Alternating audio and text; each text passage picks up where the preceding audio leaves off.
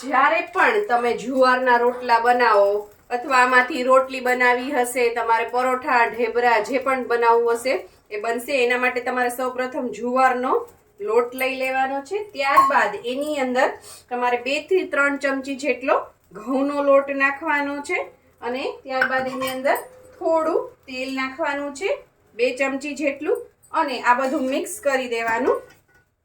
અને સાથે સાથે આપણે મીઠું તો નાખીએ જ છીએ, એની અંદર મીઠું નાખી દઈશું સ્વાદ પ્રમાણે. અને આ બધું મિક્સ કરી અને તમારે 9 શેકા ગરમ પાણીથી લોટ બાંધવાનો છે. આ રીતે મસળતું જવાનું અને લોટ બાંધવાનો. આ રીતે તમે જોઈ શકો છો.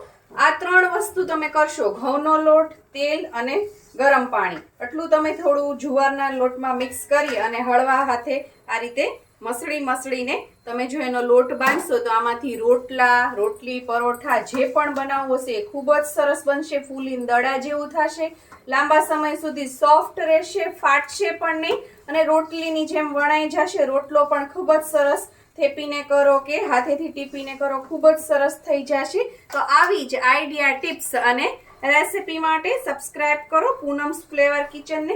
ના તો બહુ ઢીલો ના તો બહુ કઠણ એવો તમારે લોટ બાંધવાનો છે આનો. અને અહીંયા મસ્ત મજાના રીંગણા શેકાઈ રહ્યા છે. તમારે રજવાડી રીંગણાનો ઓળો અથવા ગામડાનો દેશી ઓળો જોવો હોય તો એની રેસિપી પણ તમને મારી ચેનલ ઉપર જોવા મળી જશે. અને સાથે સાથે તમારે જુવારના ઢેબરા, પાલક, જુવાર અને લીલા લસણના ઢેબરા તમારે જોવા હોય તો એ પણ તમને મારી ચેનલ ઉપર જોવા મળી જશે. Thank you. આવજો.